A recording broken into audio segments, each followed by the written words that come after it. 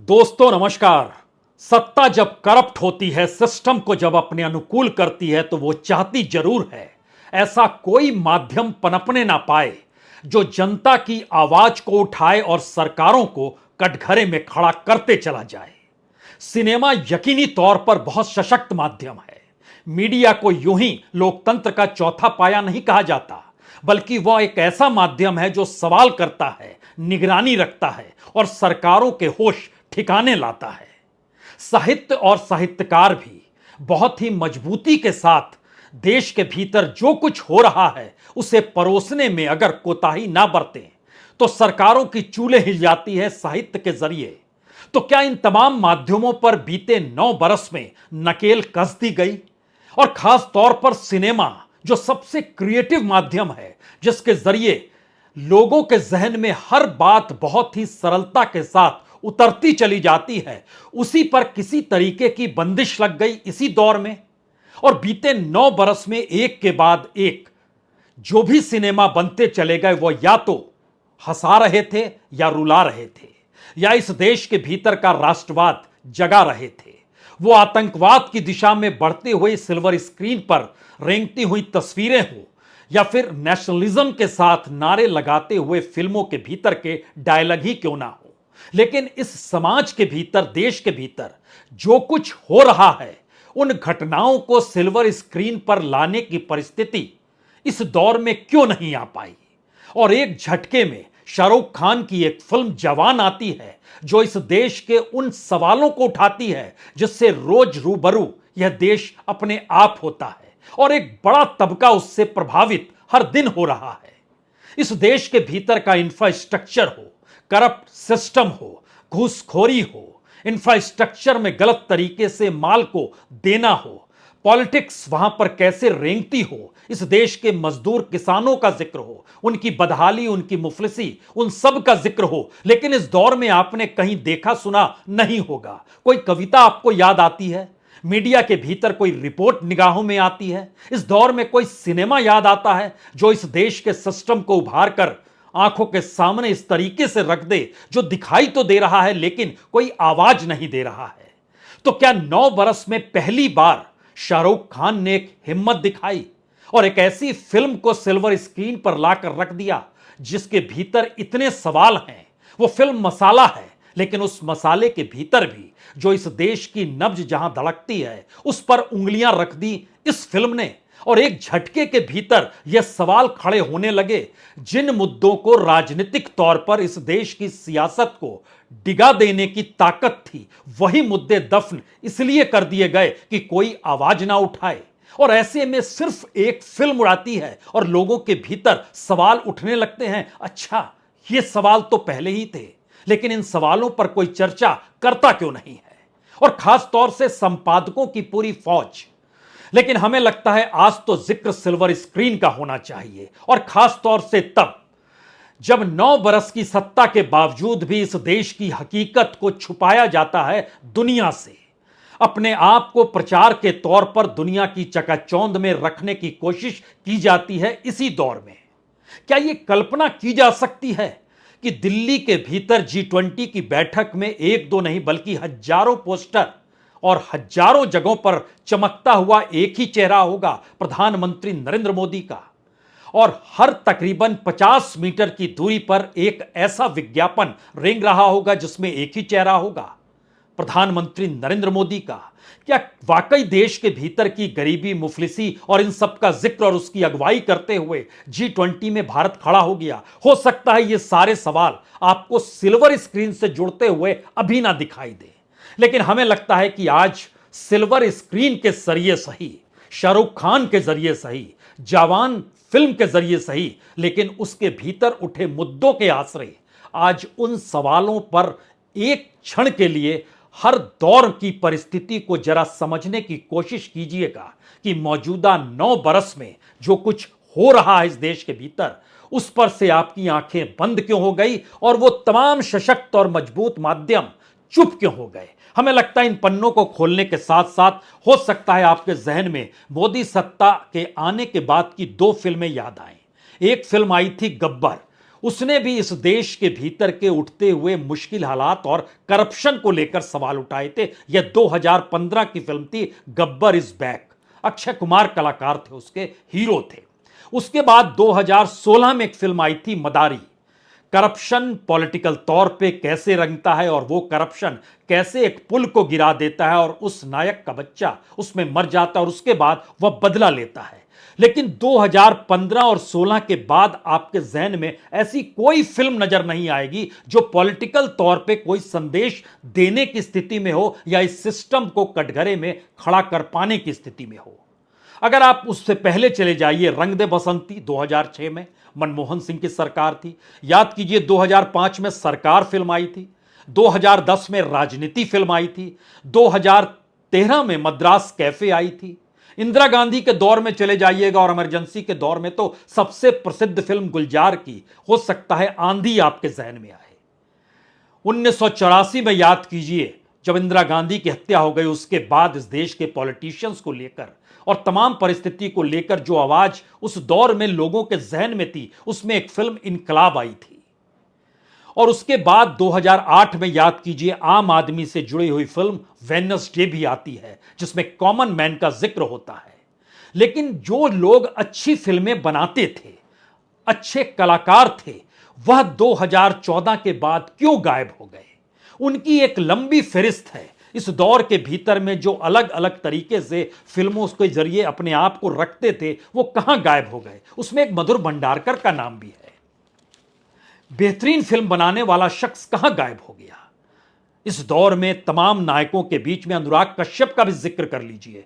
अच्छी फिल्में बनाते थे, लेकिन एक झटके में जब सोशल मीडिया के भीतर जिस तरीके की उनकी घेराबंदी हुई और उन्होंने जो आवाज लगा रहे थे उस पर खामोशी बरत ली, तो फिर सिर्फ वासेपुर की यादें ही पुरानी यादें बनकर रह गई। और इस दौर में वह भी उस तरीके की फिल्मों को नहीं ला पाए जिसमें कहा जाए कि सिनेमा समाज का आईना है। गायब हो गए।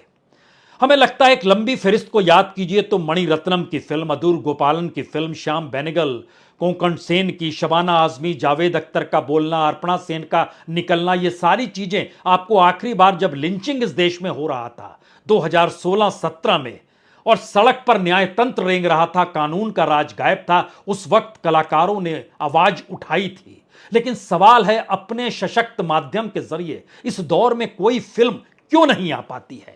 जिन सवालों को जवान के जरिए उठाया गया, लेकिन हमने आपसे जिक्र किया कि इस दौर में एक बदलाव आया, जहां पर नेशनलिज्म रेंगना चाहिए, सेना सामने रहनी चाहिए, जिससे आपका राष्ट्रवाद और ज्यादा मजबूत तरीके से हो। तो जो व्यक्ति अपने तौर पर वेडनेसडे बनाकर कॉमन मैन का जिक्र करता है, वो बेबी बनाता है, रुस्तम बनाता है, टॉयलेट एक प्रेम कथा इस दौर में बनती है, नाम शबाना बनती है, अय्यारी बनती है, तमाम फिल्में देखते चले जाइए। लेकिन सरकार के एजेंडे के जो अनुकूल हो, क्या वैसी ही फिल्में बननी चाहिए या वैसी ही फिल्म बन रही थी?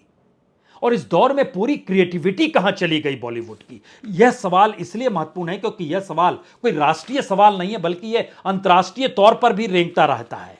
और इसका जिक्र हम इसलिए कर रहे हैं क्योंकि याद कीजिए, जब अमेरिका में ट्रंप की सरकार थी, उस समय गोल्डन ग्लोब का समारोह था, उसमें मार्लिन स्ट्रिप ने जो पॉलिटिकल तौर पर उंगली उठाई थी, उसकी पूरी दुनिया में वाहवाही हुई थी। तो क्या फिल्मों के जरिए अपनी बातों को रखने की नई परिस्थिति इस दौर में गायब हो गई? और जब देश के प्रधानमंत्री को ही नायक और कलाकार के तौर पर देखा जाने लगा, तो एक फिल्म तो उनकी बायोग्राफी के तौर पर भी बनी थी, विवेक ओबेरॉय, उन्होंने काम किया था। लेकिन बतौर कलाकार भी विवेक ओबेरॉय को देखने के लिए सिनेमा घर में लोग क्यों नहीं पहुंचे? जबकि विवेक ओबेरॉय की याद कीजिए कंपनी फिल्म, साथियां, युवा तो पूरे तरीके से पॉलिटिकल फिल्म थी, ओमकारा, ये तमाम चीजें एक झटके में गायब हो गई या इस देश के भीतर की क्रिएटिविटी को खत्म कर दिया गया? यह सवाल इसलिए महत्वपूर्ण है क्योंकि जो सामाजिक आर्थिक परिस्थितियों के मद्देनजर इस देश के भीतर के सवाल हैं, उन सवालों पर सत्ता ने खामोशी बरती, मीडिया सत्ता के साथ खड़ा हो गया, नौकरशाही सत्ता के अनुकूल हो गई, और इन सब के बीच न्यायपालिका तक सारे मामले कैसे पहुंचे, यह भी एक सवाल था। और उस न्यायपालिका की भूमिका को लेकर भी बड़ा सवाल तब खड़ा हुआ जब देश के मुखिया यानी चीफ जस्टिस भी राज्यसभा में पहुंच गए, वह भी सत्ता ने उन्हें वहां पर नॉमिनेट कर दिया और खुद उन्होंने जाते हुए कहा मैं अब न्यायपालिका के मुद्दे संसद के भीतर उठाऊंगा, लेकिन क्या उठाया गया यह कोई बताने की वक्त नहीं है। सवाल उन माध्यमों का है जो इस दौर में फिल्मों के जरिए अगर उठता है, किसानों की परिस्थिति क्या है, पानी और सूखा और उन सब के बीच जो बीमा योजना मिलती है उसका लाभ किसानों को मिलता है या फिर बीमा कंपनियों को मिलता है, वो आंकड़े भी बहुत साफ हैं। बीमा कंपनियों को जो लाभ मिलता है उनके हिस्से में 72% पैसा चला जाता है, 28% पैसा किसानों तक आता है। यह है बीमा कंपनियों का हाल, जो बाढ़ और सूखा के जरिए किसानों को पैसा मिलना चाहिए।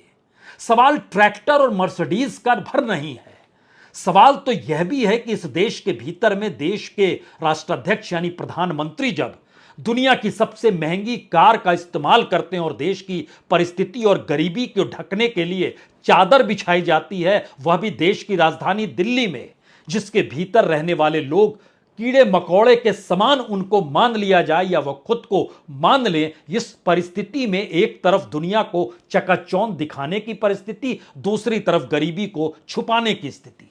क्या इसको सिल्वर स्क्रीन पर आना चाहिए? क्या संपादकों को संपादकीय लिखना नहीं चाहिए? क्या किसी साहित्यकार की कलम चलनी नहीं चाहिए जो इस बात का एहसास कराए कि हम में कितना खोखलापन आ गया है?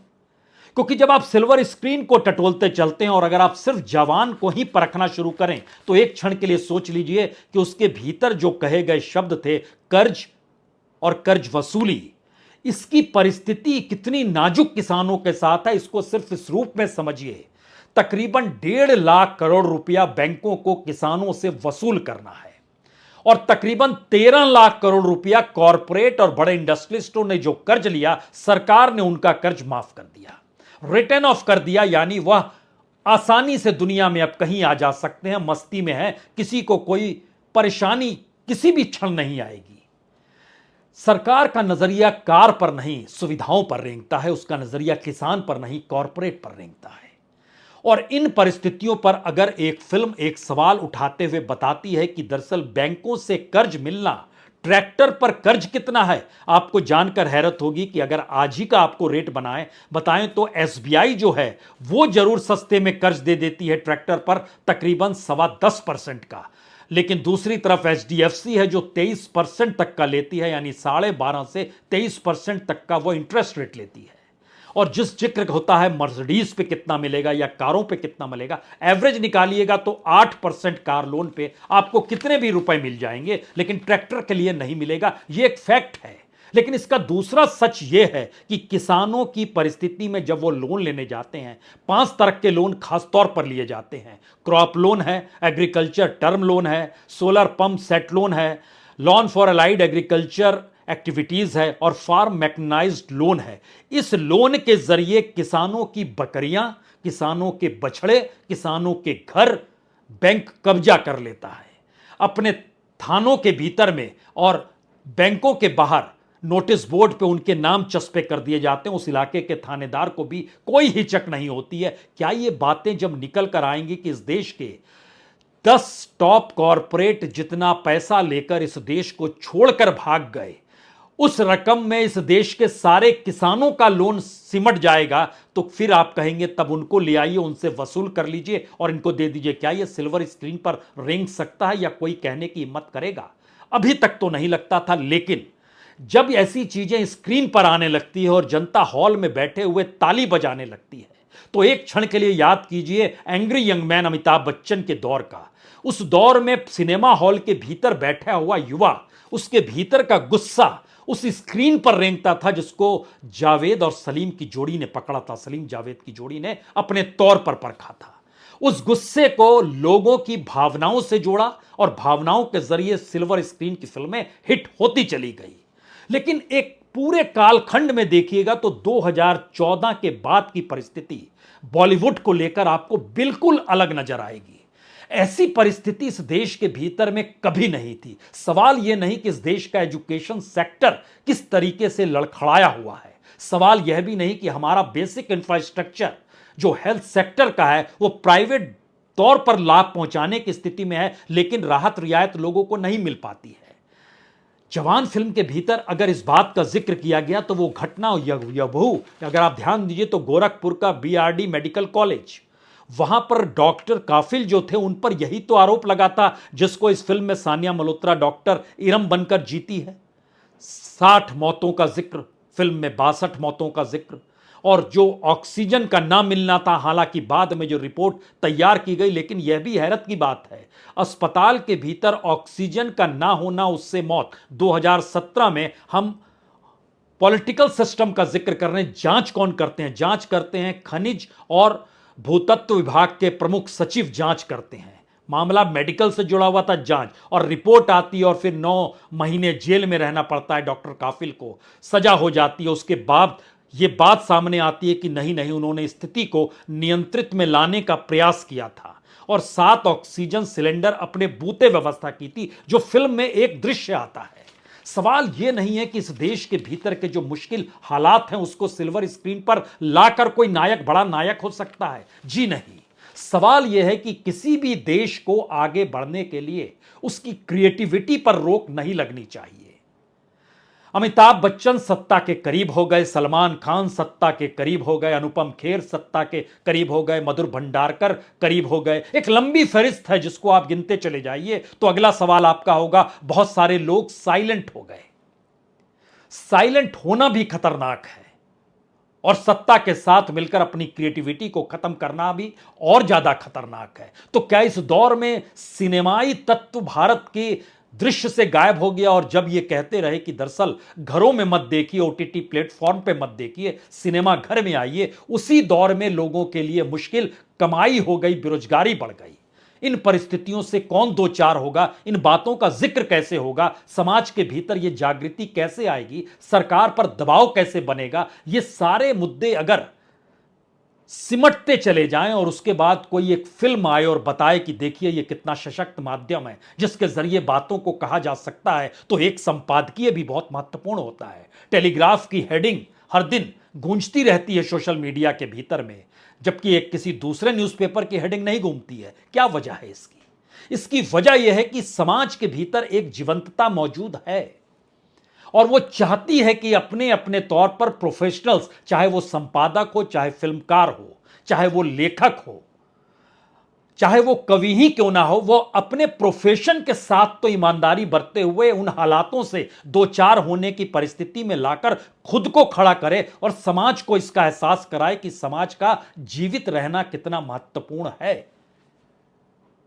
एक फिल्म मसाले के तौर पर मुद्दों को उठा के चली जाती है और यह बहस हो जाती है कि दरअसल फिल्म ने बता दिया कि सिस्टम अगर काम करने लगे तो कोई भी मुश्किल हालात मुश्किल नहीं होते हैं।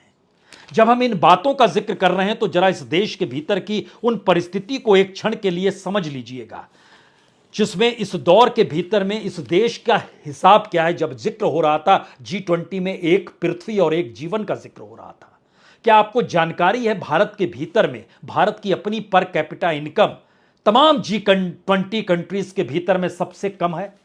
वो जो जीडीपी के हिसाब से आता है वो लगभग $9,000 का बैठता है। चाइना जो है $23,000 के करीब है, कनाडा $60,000 है, ब्राजील $18,000 है, भारत सबसे नीचे। अब साउथ अफ्रीका की कंट्रीज शामिल होगी तो भारत हो सकता है ऊपर आ जाए, आप कह सकते हैं। लेकिन भारत के भीतर की जो असमानता है, उस असमानता के भीतर में समानता तो नहीं ला पाए, लेकिन चकाचौंध चंद आंखों में समेटी जानी चाहिए। इसीलिए इस देश के भीतर में बड़े बड़े स्क्रीन बनने लगे, सिंगल स्क्रीन गायब हो गया और उसके बाद आईएनएक्स भी आने लगा। बढ़िया साउंड है, म्यूजिक है, सब कुछ है, लेकिन सवाल है मास लेवल पर फिल्म देखने की परिस्थिति में जनता कहां जाए? उसकी इकोनॉमी के साथ इस देश की इकोनॉमी जब मैच करती ही नहीं है, गवर्नेंस मैच करता ही नहीं है, तो फिर वो फिल्म कहां देखे? हम एक क्षण के लिए आपको बताते हैं, इस देश के भीतर में बिहार की जीडीपी और उसकी आर्थिक स्थिति सबसे खराब है। लेकिन जरा सोचिए, बिहार को दुनिया के किस देश के समकक्ष रखा जा सकता है? रिपोर्ट बतलाती है नीति आयोग की और यूनाइटेड नेशन की और गवर्नमेंट ऑफ इंडिया की, बिहार की इकोनॉमी यमन के करीब है। उत्तर प्रदेश की परिस्थिति कैमरून के बराबर की है। झारखंड की स्थिति बांग्लादेश की इकोनॉमी के साथ है। असम की स्थिति सूडान के साथ है। मध्य प्रदेश की स्थिति निकारागुआ के तरीके की है। उड़ीसा की स्थिति नाइजीरिया की है। छत्तीसगढ़ की इकोनॉमी भी नाइजीरिया के तर्ज पर है। पश्चिम बंगाल अंगोला की इकोनॉमी के अनुकूल खड़ा हुआ है। राजस्थान म्यांमार के अनुकूल खड़ा हुआ है। पंजाब जमैका के अनुकूल खड़ा हुआ है। और दिल्ली का नंबर दूसरा आता है। और दिल्ली की स्थिति लीबिया सरीखी है। जो गोवा है वो ऊपर में है सबसे, उसकी आर्थिक परिस्थिति रूस के अनुकूल है, रूस के साथ खड़ी है। यानी ध्यान दीजिए, भारत के अलग अलग राज्यों के भीतर की असमानता और आर्थिक परिस्थितियां, उनके द्वारा सामने आता हुआ सिस्टम, उस सिस्टम के भीतर का करप्शन, उस करप्शन से सटे हुए पॉलिटिशियंस, उस पॉलिटिशियंस के पिरामिड पर बैठे हुए शख्स इस देश को चकाचौंध में समेट के चाहे रख दें, लेकिन इस देश की जमीनी हकीकत क्या है इसे बताएगा कौन? और यह एक लंबा इतिहास रहा है भारत के भीतर में। ऋत्विक घटक को याद कर लीजिए, अलग अलग तरीके से उनकी फिल्मों को याद कीजिएगा, या हमारे पीछे जो एक किताब रखी हुई है, इस किताब में सत्यजीत रे ने जिन बातों का पॉलिटिकल तौर पर भी जिक्र किया है कि कैसे फिल्में बनी, अदूर की फिल्में पॉलिटिकल तौर पर जब उभर कर आती थी, गुलजार लगातार इस पर काम करते रह गए। विशाल भारद्वाज ने अपने तरीके से एक प्रयोग कश्मीर को लेकर किया, वहां के टेररिज्म को लेकर किया। लेकिन इस दौर में सारी क्रिएटिविटी गायब कैसे हो गई? तो क्या सत्ता का खौफ और सत्ता का डर ऐसा होता है जहां पर यह सवाल बन जाए, खड़ा हो जाए? क्योंकि जो करप्शन की स्थिति है, पॉलिटिकल करप्शन की स्थिति, और होते होते डेमोक्रेसी को भी वो हड़प रही है। अगर जवान फिल्म के भीतर यह सवाल खड़ा हो गया कि इस देश की राजनीतिक सत्ता को हथियाने के लिए वोटरों को 10-10 हजार रुपए दे दिए जाएं, यह कोई झूठा डायलॉग नहीं है। 2019 के चुनाव में इस देश के वोटरों पे जो बांटे गए पैसे हैं वो तकरीबन 14,000 करोड़ के हैं। इतना पैसा डायरेक्ट वोटरों में बांटा गया। इलेक्शन वॉच की यह रिपोर्ट कहती है। यह कौन सा मैसेज देती है? 55,000 करोड़ रुपया खर्च हुआ, जिसमें 14,000 करोड़ रुपए वोटरों को बांट दिए गए। यह बताता है कि इस देश में राजनीतिक सत्ता में आने के लिए कितनी करप्ट हो जाती है, और उस करप्शन की भरपाई के बाद वो पूरे सिस्टम को करप्ट सत्ता में आने के बाद कैसे करती है। और उसके बाद इस देश में किसी को भी कोई एनओसी लेना हो, लाइसेंस लेना हो, और इस फिल्म के भीतर अगर यह नजर आता है कि पॉल्यूशन फैलाने वाली जो कंपनियां हैं उनकी कितनी बड़ी तादाद है, तो जानकर हैरत मत कीजिए। 2014 से पहले इस देश में पर्यावरण मंत्रालय का एक मतलब हुआ करता था। उसके एनओसी ना देने का मतलब था कोई इंडस्ट्री लग नहीं सकती है। लेकिन प्रकाश जावड़ेकर जब थे पर्यावरण मंत्री, उस पीरियड में कह दिया गया नहीं नहीं, अब वो कैबिनेट का हिस्सा होंगे, यानी कैबिनेट की बैठक में जब डिसीजन लिया जाएगा तो उसमें ही पर्यावरण मंत्रालय अपने एनओसी को देना है या नहीं देना है इसका जिक्र करे। और वह कैबिनेट के भीतर जो वोटिंग में मैक्सिमम होगा उसके हिसाब से चल जाएगा। तो फाइनेंस मिनिस्टर कहां खड़ा होगा, कॉमर्स मिनिस्टर कहां पर खड़ा होगा, अलग अलग मिनिस्टर्स कहां पर खड़े होंगे, और पर्यावरण मंत्रालय ना भी कहेगा तो भी उसकी नहीं चलेगी। एक झटके में चीजें इस देश के भीतर में किस तरीके से सिस्टमेटिक तरीके से डाइल्यूट की गई, सब कुछ है। तो क्या तमाम सशक्त माध्यम और मजबूत माध्यम इस दौर में कुंद कर दिए गए और बना दिए गए, और इसका एहसास कराया गया कि आपकी कोई हैसियत नहीं है? क्योंकि जो रिपोर्ट शुद्रावता सेनगुप्ता की एक रिपोर्ट हम पढ़ रहे हैं, जिन्होंने बताया कि आईजीआई एयरपोर्ट से लेकर दिल्ली मौर्या शेरेटन 12 किलोमीटर का रास्ता है। 236 विज्ञापन लगे हुए हैं। हर 50 मीटर पर एक विज्ञापन है जिसमें देश के प्रधानमंत्री नरेंद्र मोदी का चेहरा है। और पूरे दिल्ली के भीतर में 963 पोस्टर लगे हुए हैं अलग अलग जगहों पर। वो फ्लेक्सी बोर्ड पर हैं, बिल बोर्ड पर हैं, डिजिटल पैनल्स लगाए गए हैं, वो बस स्टॉप पर लगे हैं, पेट्रोल पंप पर लगे हैं, पेड़ों पर भी लगे हैं, फ्लाईओवर पर भी लगे हैं, इंडिया गेट पर हैं, पार्लियामेंट्री स्ट्रीट पर हैं, अशोक रोड में, तमाम जगहों पर लगे पड़े हैं। ये पैसा किसका है? टैक्स पेयर का पैसा है। और सरकार विज्ञापन देती है, टैक्स पेयर का पैसा एडवांस टैक्स जमा करा दीजिए, क्योंकि देश का इंफ्रास्ट्रक्चर बनाना है। उसके भीतर का सच यह है कि जो प्रचार प्रसार पे खर्च होता है वह किसी भी प्रोजेक्ट को लेकर, चाहे गंगा की सफाई हो, चाहे टॉयलेट बनाने का जिक्र हो, चाहे डिजिटल इंडिया का जिक्र हो, उसके प्रचार पर ज्यादा पैसा खर्च हुआ बनिस्बत उस स्ट्रक्चर को खड़ा करने और बनाने को लेकर। जिम्मेदारी लेगा कौन, बताएगा कौन? और जब कोई बताएगा तो उसके जरिए क्या सिर्फ एक बात कही जा सकती है कि हां, सिस्टम अगर काम करने लगे तो सब कुछ अनुकूल हो जाएगा? कॉरपोरेट की स्थिति, उसको लेकर भी क्या फिल्म बननी चाहिए?